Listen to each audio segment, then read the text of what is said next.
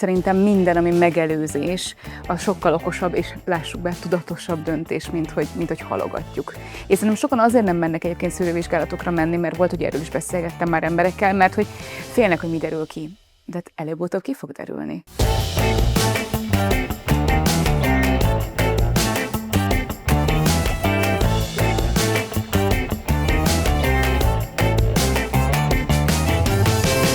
Sok szeretettel köszöntünk mindenkit itt az RMC Triás Podcastban. Ez egy külön kiadásunk. Egyrésztről, mint látható, ugye más helyszínen is vagyunk, mint szoktunk. Most itt az RMC-ben fogunk beszélgetni, és abból a szempontból is különleges, hogy most nem egy orvos érkezett hozzánk, hanem egy nagyon kedves partnerünk, vendégünk, Szabados Ági, akivel a mai napon szerintem nagyon érdekes témákról fogunk beszélgetni. Ági ugye újságíró, riporter, illetve a Libertin könyvkiadó tulajdonosa, és most egy egész különleges dolog miatt érkezett hozzánk, de erről majd a későbbiekben beszélünk. Hello! Szia! Köszönöm szépen a meghívást! Mi is köszönjük, hogy itt vagy. Hát egy egészségügyi központban értelemszerűen beszélünk az egészségről, meg az egészségtudatossággal első körben. Te mennyire tartod magad egészségtudatosnak, vagy hogy látod ezt a dolgot, mennyire kell erre figyelni? Szerintem nagyon. Éppen a minap beszélgettem Feller Adriennel, és annyira megkapó, amikor ő arról beszél, hogy a szépség az az egészség. Szóval, hogy szerintem annyira megkerülhetetlen az egészség témakör bárkinek is. Én szerintem elég egészségtudatos vagyok, gyerekkorom óta sportolok, szerintem ez az egyik legfontosabb, hogy a mozgás, mint olyan, az legyen az életünk része. És mivel világéletemben sportoltam, versenytáncoltam, ezért hál' Istennek nekem ezt nem kellett így magamra erőltetni, már felnőttként sem, és ezért nagyon hálás vagyok mondjuk a szüleimnek, akik engedték annak idején, hogy táncoljak. Nagyon-nagyon fontosnak tartom, és azt is gondolom, hogy azért is tudok annyira rugalmas lenni, vagy rugalmasabb lenni sok minden felé. Meg hát nyilván a versenysport azért sok mindenre tanítja az embert, alázatra, szorgalomra, amit a hétköznapokban is azért nagyban tudsz használni tulajdonképpen, de étkezés tekintetében is, meg életmód tekintetében is azt gondolom, hogy sokkal inkább tartom magam tudatosnak. Bár alapvetően is én egy borzasztóan tudatos ember vagyok nagyon kicsi korom óta, szóval még azt is mondhatnám, hogy kicsit ilyen betegesen tudatos, akár célok tekintetében, akár az, hogy az ember hosszú távon gondolkodjon, nem cselekszem nagyon úgy, hogy mondjuk ne lenne ez megfontolt és átgondolt. Lehet, hogy néha egyébként lehetnék egy kicsit spontánabb, de mondjuk egészségtudatosság tekintetében ez azért elég hasznos. Nekem szerintem soha életemben nem volt komoly betegségem, hála jó Istennek, viszont nagyon sok mindenre allergiás vagyok, és ételintoleranciám is kialakult néhány éve. Akkor kezdtem megérteni a bél-agy funkció összefüggéseit, és azt, hogy mondjuk a bőröd mennyire tükröz nagyon sok mindent, ami benned van. Nekem nem azt mondom, hogy nagyon komoly, de volt egy komolyabb gyomorbetegségem, ami kapcsán például azért elég sok kivizsgálásra jártam, mert ez bőrtünetekben jelent meg.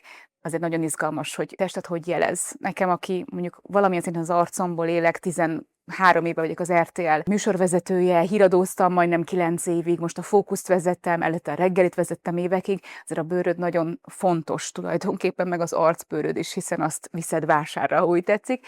És nekem arcomon voltak tüneteim, gyulladt-pattanásaim, szóval ez azért nagyon meg tudta keseríteni az életemet.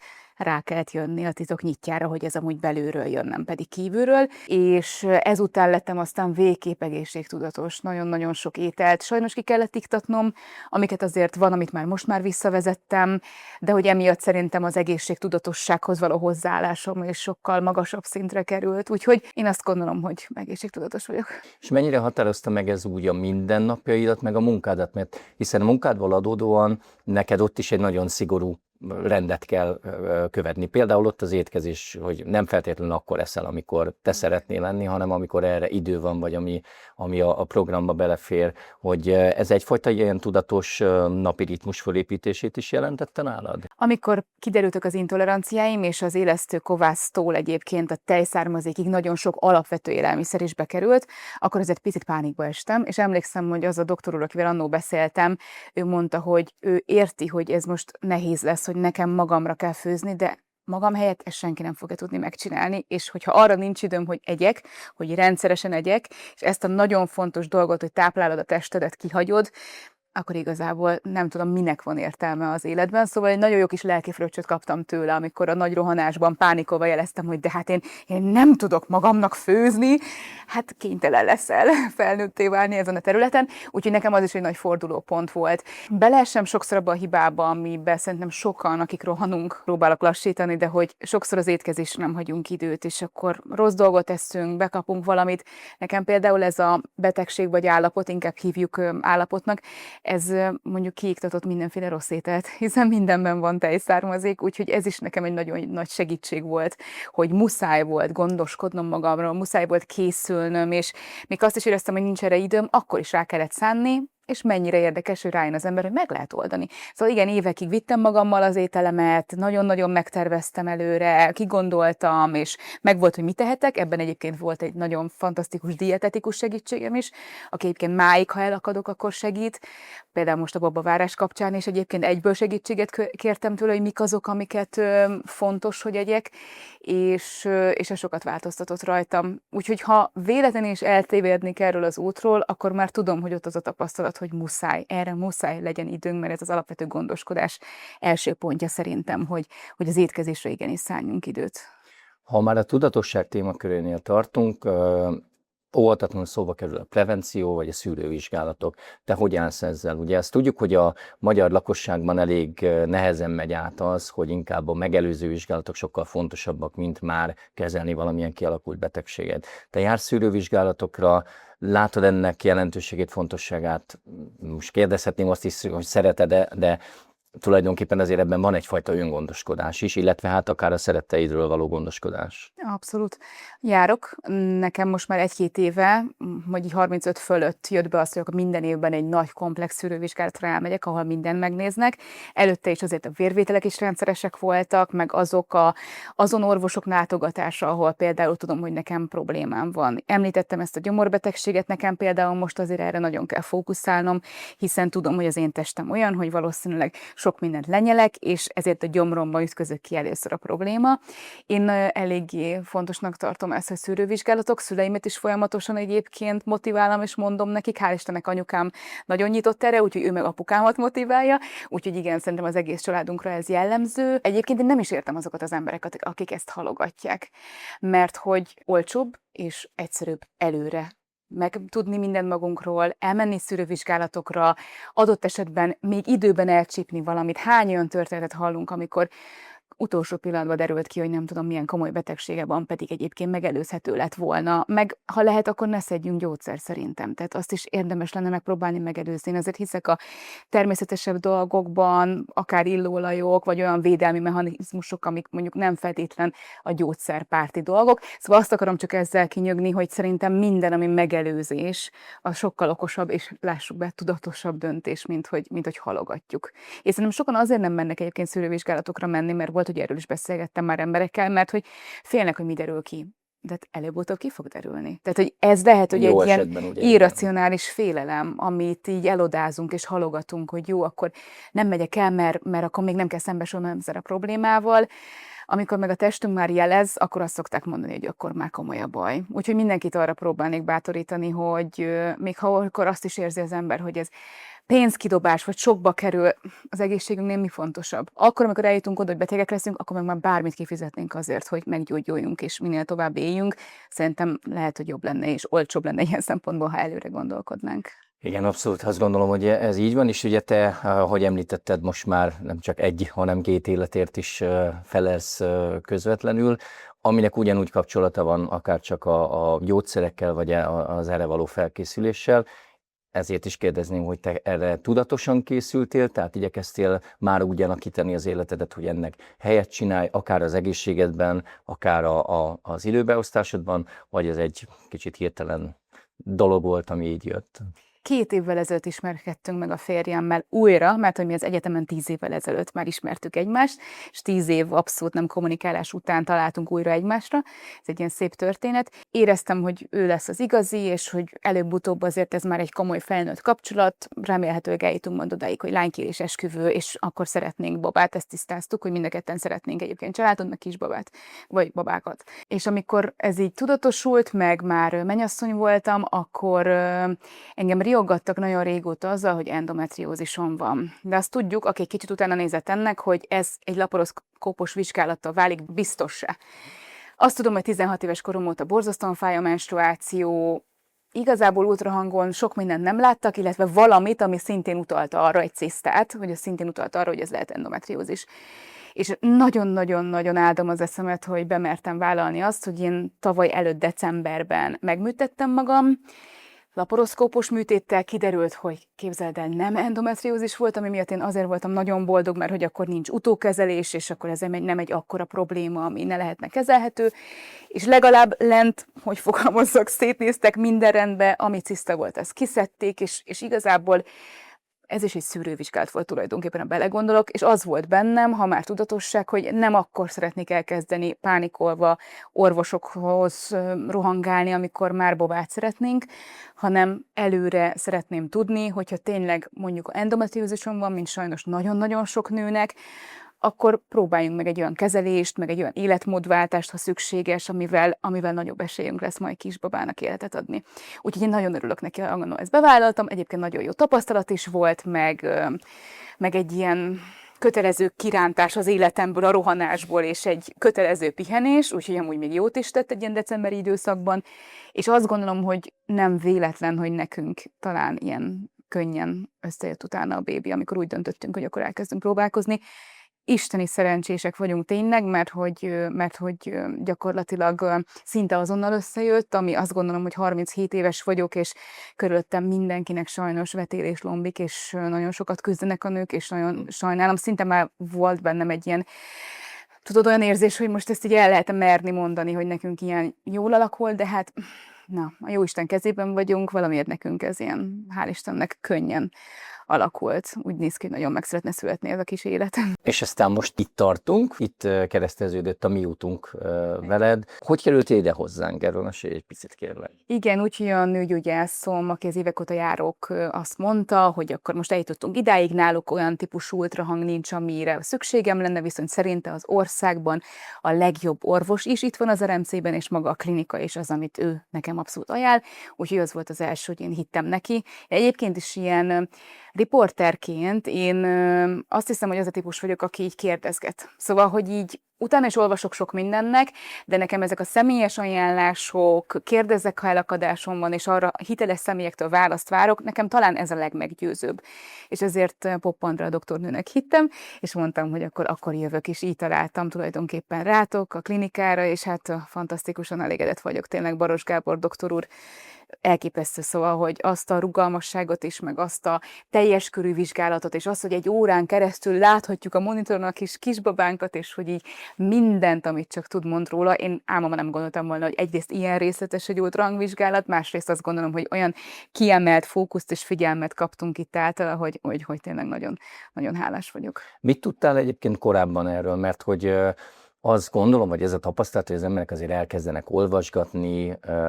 Ugye pár éve mindig mondtuk, hogy a Dr. Google terepre lépés, akkor majd mindent megold, most meg ugye ott van a mesterséges intelligencia, ami azért sokat mond, de hát te ugye újságíróként pontosan tudod, hogy azért ennek megvannak a maga korlátai és határai. Szóval mennyire voltál te fölkészült ebben a dologban, amikor elérkeztél ehhez a ponthoz, hogy akkor jön az első ilyen jellegű vizsgálat, mit tudtál te erről?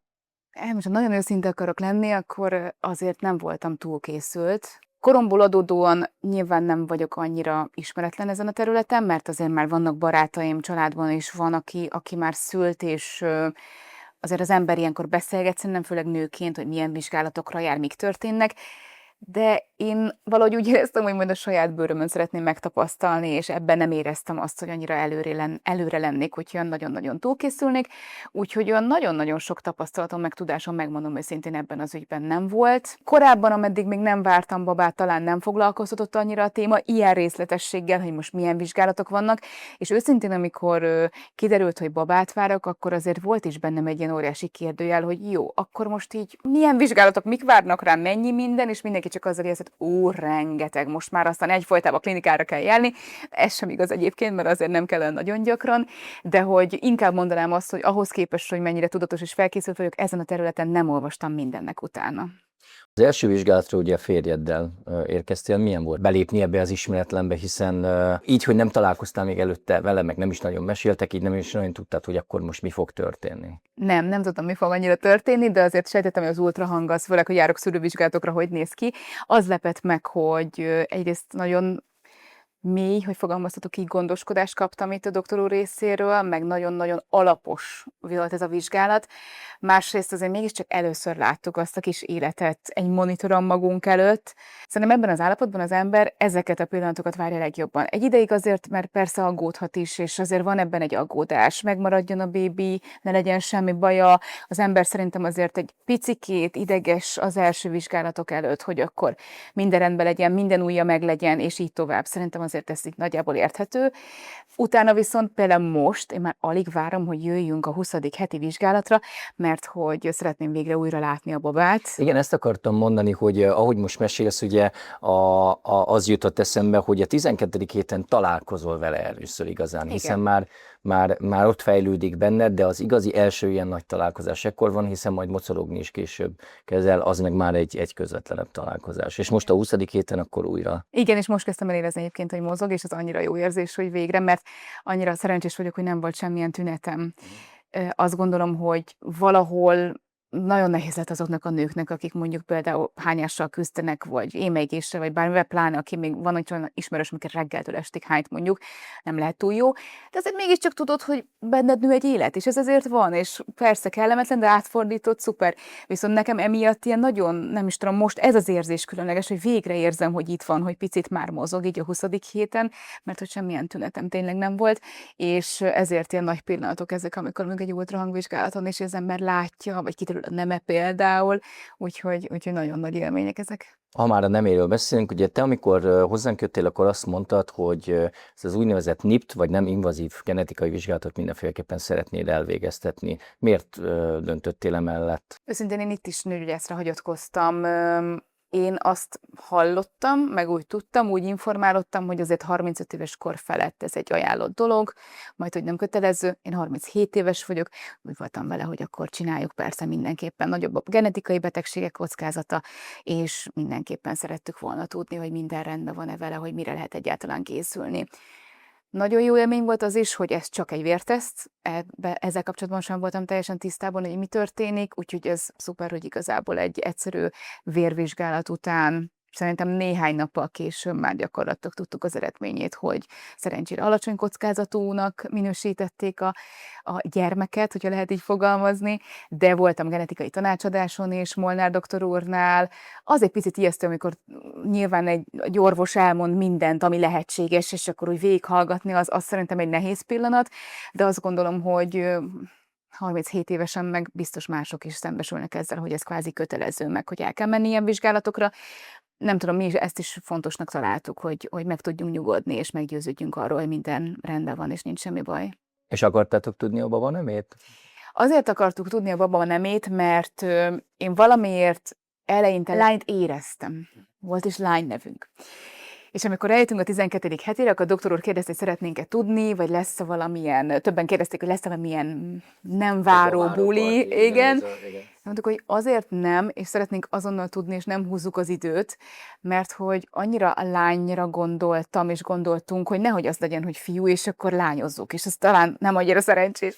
Úgyhogy mondtuk, hogy igen, szeretnénk tudni. Viszont képzeld el, hogy amikor a 12. heti ultrahangnál, ezt sose fogom elfelejteni, itt feküdtem a vizsgálóban, akkor egy olyan erős intuícióm jött, hogy kisfiú szerintem, és hogy amúgy nagyon örülnék is neki, a kisfiú lenne, hogy amikor utána a doktor úr kérdezte, hogy szeretnénk-e tudni a nemét, és mondtuk, hogy persze, és mondta, hogy hát akkor nézzünk a monitorra, mert hogy ott látszik a neme, akkor így egy ilyen nagyon-nagyon megható, meg jó élmény volt. Nyilván szerintem teljesen mindegy, hogy kisfiú vagy kislány lesz az embernek, de hogy csak egészséges legyen, de összességében elindult a fiúnévkeresés, és nagyon boldogok vagyunk, hogy kisfiunk lesz.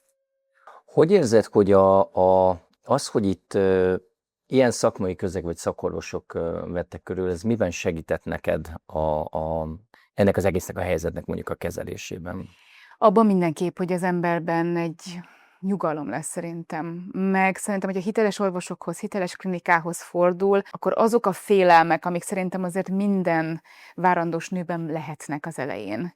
fél, maradjon meg a gyermek, egészséges legyen a gyermek, mi fog történni, kismillió kérdés felmerül szerintem, mert hiába olvasunk akár utána, azért a saját bőrünkön megtapasztalva szerintem egészen más a gyakorlatban minden. És szerintem, hogyha olyan helyekhez fordulunk, ahol tényleg minden kérdésünkre választanak, ez például nagyon fontos, szerintem nagyon sok esetben tapasztalhatja az ember azt, főleg tanulva a rossz állami egészségügyi ellátásba, bocsánat, de ezt ki kell mondani, azért nem sokszor van az, hogy az orvosok teljes körű tájékoztatást adnak, vagy jól kommunikálnak, vagy mondjuk tényleg az empátia, mint olyan az a részük lenne, de egy ilyen helyzetben szerintem nagyon fontos az empátia, és nagyon fontos az, hogy jól kommunikáljon az orvos. És én itt azt tapasztaltam, hogy tényleg még arra is választ kaptam, amit nem kérdeztem. És ez szerintem nagyon-nagyon fontos. Nekem, aki olyan típus vagyok, hogy szeretek mindenféle információt begyűjteni. Akkor meg is kérdezem azt tőled, hogy volt-e olyan dolog, amivel szembesültél a vizsgálatokban is során, ami ilyen nagyon meglepő volt számodra? Akár a vizsgálat tekintetében, akár az, hogy hogyan zajlanak ezek, vagy bármi, amire nem ilyenre számította, és mondjuk akár egy pozitív meglepetés volt. Amíg az ember nem jut oda, hogy genetikai vizsgálatra, vagy erre a NIP-tesztre kényszerül, addig azt gondolom, hogy az is egy ilyen talán félelmetes terep, nem tudod, hogy pontosan mi vár rá, de ez is azt érzem, hogy olyan bizalmas, meg megnyugtató kezekben voltam, hogy valójában tényleg egy teljesen fájdalommentes vérvétel után néhány nappal már tudtuk az eredményeket, úgyhogy talán ez a gyorsaság, ugyanakkor a vizsgálatok során meg pont az, hogy az a ráérős, lassú, alapos vizsgálat, ami meglepett. Most itt állsz ugye a második trimester kapujában. Kellett-e valami nagyon változtatni az életedben? Hát egy ilyen hálás vita téma ez a sportkérdés. Megérzem azt, hogy az ember, amint babát vár, várandós lesz, mindenhonnan jönnek a tanácsok, és azt hiszem, ez valószínűleg az anyaság alatt is így lesz majd, és ember legyen a talpán, aki ki tudja választani a megfelelő forrásokat, hogy kire hallgasson.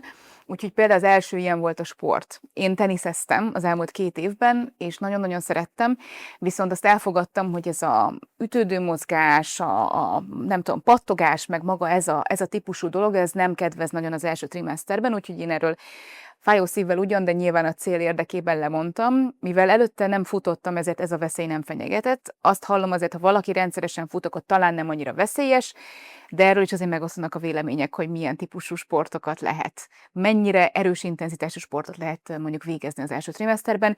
Én minden esetre mégiscsak egy téli időszakot éltünk, én azért néhány jogaórán kívül nem vittem túlzásban nagyon a mozgást, viszont most már iszonyatosan érzem, hogy a szervezetem hiányolja, kéri, úgyhogy most a második trimeszterben elkezdtem újra most már kismama jogára és kismama tornára járni, megerősíteni a kórizmokat, egyébként is nekem 20 évesen kezdődő gerincsérvet diagnosztizáltak, ami lekopogom, de tünetmentes most már, ami isteni csoda, szóval nem is értem, hogy lehet, de emiatt azért nekem fokozottan figyelni kell arra, hogy erősek legyenek a derékizmaim, mire mondjuk a hasam már akkora lesz, hogy ott súlyt kell cipelni.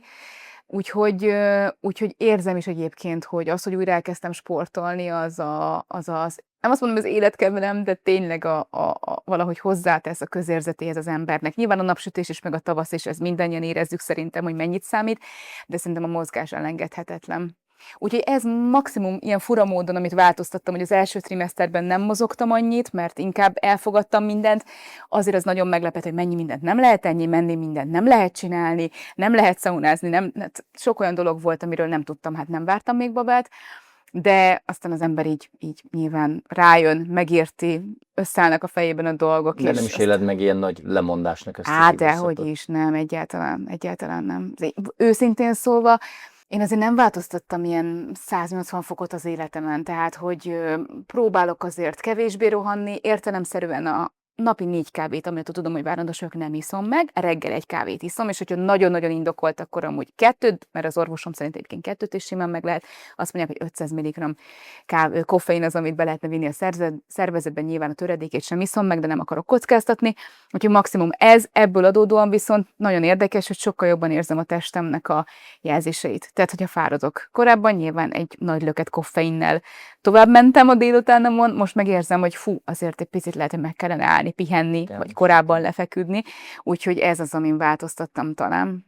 Így a beszélgetés vége felé segíts nekem egy picit összefoglalni a dolgokat. Ugye a Amikor mi itt találkoztunk, akkor én lecsaptam arra, hogy ha lehet, akkor mi üljünk le és beszélgessünk egyet, mert te egy nagyon hiteles képviselője vagy a szakmádnak, és mi nagyon keresjük azokat az együttműködéseket, ahol ezeken a hiteles szócsöveken keresztül tudunk jól szólni a páciensekhez, azokhoz, akik még esetleg bizonytalanok, vagy nem találnak megfelelő irányt az útvesztőben. Szóval a kérdésem az lenne feléd, hogy te hogy látod, mi az, amit egy leendő kismamának, vagy várandós kismamának érdemes megtenni azért, hogy ő biztonságban tudja magát és a magzatát, illetve miért érdemes ezeken a szűrővizsgálatokon részt venni? Azt gondolom, hogy mostantól én nem csak a saját jövőmért vagyok felelős, hanem egy másik élet jövőjéért is vagyok felelős, a kisfiamnak a jövőjéért is.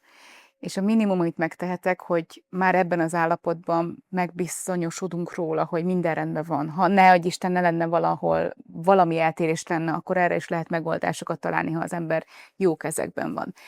Az, hogy már mondjuk a 12. heti ultrahangnál a szív hangját, és ha adott esetben eltérés lenne, itt észrevették, vagy észreveszik, az szerintem egy olyan megnyugtató dolog, amit egyébként én máshol például nem hallottam és nem tapasztaltam. Szóval azt gondolom, hogy ez minimum ezt a 3 szűrővizsgálatot, 3 trimeszteri vizsgálatot szerintem kutyakötelessége minden nőnek megtenni.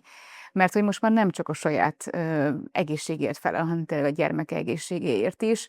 Azt gondolom, hogy a tudatosság egyébként is nem csak nekem fontos, hanem hál' Istennek egyre több nőnek, egyre több nő nyitott szerintem arra, hogy egyébként a megfelelő információk birtokában egy picit tudatosabban, egészségesebben, jobban éljen. Ugye a longevity most már a csapból is folyik, úgy tudunk hosszú életet élni egészségesen, hogyha szerintem minden információ birtokában tisztában vagyunk, vagy minden információnak a birtokában vagyunk, és szerintem ehhez nagyon-nagyon fontos, köszönöm, hogy hitelesnek említettél, én ugyanígy hitelesnek gondolom a klinikát, hitelesnek dolgozom azokat, akikkel itt találkoztam, és szuper, hogyha az ember egy ilyen helyre lel, ahol biztonságban érzi magát, és bármit meg tud kérdezni. Tényleg ez egy hihetetlen nagy változás, és érzem is, hogy jobbnál jobb tanácsokkal mindenki is megtalál, és ebben az útvesztőben megtalálni azokat, akik hitelesek, és azokat, akiknek hiszel és megfelelő információval szolgálnak, szerintem a lehető legfontosabb és biztosabb. Különben nagyon sok nőn látom, hogy bizonytalanná válik. És szerintem egy dolog fontos ebben az időszakban, én azt érzem, hogy olyan próbáljunk meg magabiztosak lenni, és ne félelemből irányítani ezt a 9 hónapot, pláne majd a szülést, mert mindenféle rossz tapasztalatot ebből hallok, hogy a félelem. És szerintem a félelmet akkor tudjuk elűzni, hogyha megfelelő információk birtokában vagyunk, hogyha magabiztosak vagyunk. Én a híradóban azért nem izgultam soha, mert tudtam, hogy azt kell csinálnom, hogy beülök a stúdióba, és olvasom a híreket, amit előtte is már évekig csináltam, attól, hogy ezt most több millió ember nézi, hát most, vagy nem tudom, 1 millió, attól én nem izgultam, mert magabiztos voltam a szerepemben. Szóval kicsit erre tudom kötni, hogy én azt érzem, hogy a félelmekkel akkor tudunk szembenézni, hogyha infók birtokában vagyunk, ha megfelelő személyek vesznek minket körbe, és hogyha tudunk magabiztosak lenni. Köszönöm, ez egy egész erős zárszó volt, nagyon köszönöm a beszélgetést, önöknek pedig köszönöm a figyelmet, hamarosan ismét jelentkezünk.